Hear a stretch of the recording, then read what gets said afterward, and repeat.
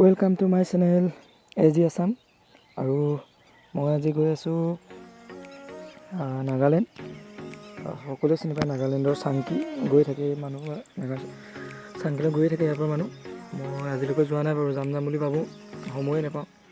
আৰু আজি ওলালোঁ চাংকিলৈ, বেছি যোৱা আমি 4জন গৈছোঁ চাংকিলৈ। আৰু চাংকিলৈ গুচি গ'লোঁ, স্কুটি লৈ গুচি গ'লোঁ চাংকিলৈ। ইমান দিগদাৰ হোৱা নাই, কিন্তু ৰাস্তাটো বহুত বেয়া চাংকি ৰাস্তাটো। আৰু মোৰ লগৰ কেইজনে আজি তাত বোলে গৈ অকণমান নাচিবগৈ চাংকিত। সিহঁতি বৰ চখত আহিছে, তাত নাচিম আজি, বিহু নাচিম বোলে। কিন্তু বিহু নাচিব গামোচাখন নাই সিহঁতৰ লগত। আৰু পাই গ'লোঁ এইডোখৰ জেগা, ইয়াত ফটো মাৰিব নাচিব বোলে এইডোখৰতে অকণমান। আৰম্ভ কৰি দিলে নাচিবলৈ সিহঁতি, পাগল দুটাই।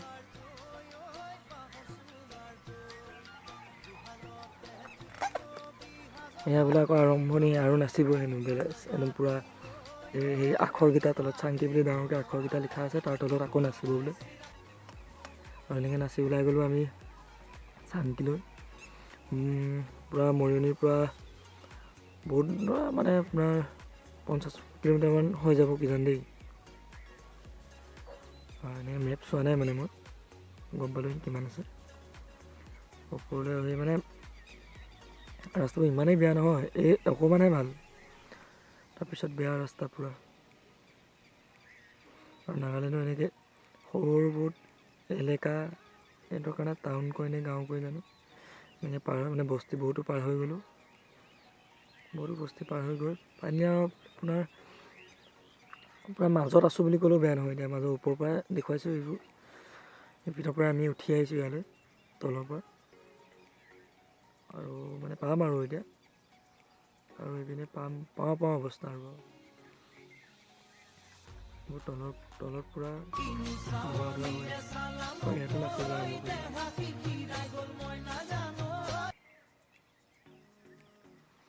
এইখন হ'ল কবৰস্থানখন, আৰু এইপিনে আছে আপোনাৰ চাংকি, সকলোৰে চিনাকি ঠাই চাংকি। বহুত মানুহ আহিবলৈ মন কৰে ইয়ালৈ, আহি কিবা ভাল লাগে কিজান। আৰু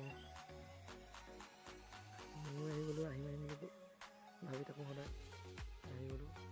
খুবেই সুন্দৰ ঠাই, বাইক লৈ আহিবলৈ ভাল।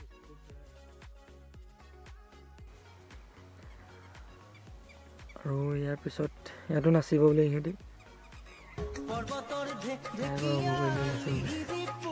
গামোচা নাই, যোনে ডিঙিত যি পাইছে। এইখন গামোচা বুলিয়ে কয়, আৰু আমাৰ নহ'লেও, আমাৰ অসমীয়া নহ'লেও বেলেগৰতো কিবা এটা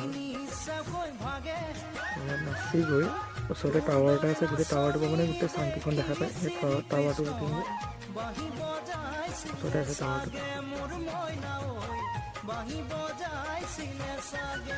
কেনেকৈ নাচে চাওকচোন, এইবিলাক মদাহীৰ নিচিনা, মদ খাই পিটিং মদ খোৱা মানুহৰ নিচিনা কৰি আছে।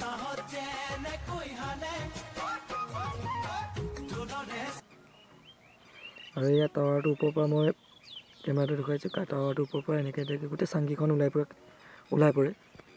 ওখ টাৱাৰ এটা আছে।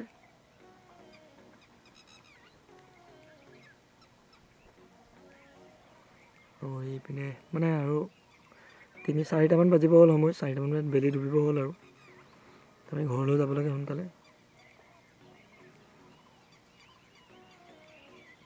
চাওকচোন কি ধুনীয়া।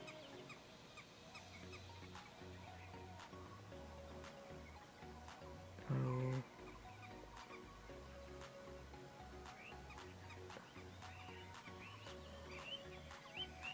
ঘৰলৈ যাবলৈকে ইপিত আছে এইখন কবৰস্থানখন, কবৰ দিয়ে নে কি দিয়ে নাজানো বাৰু।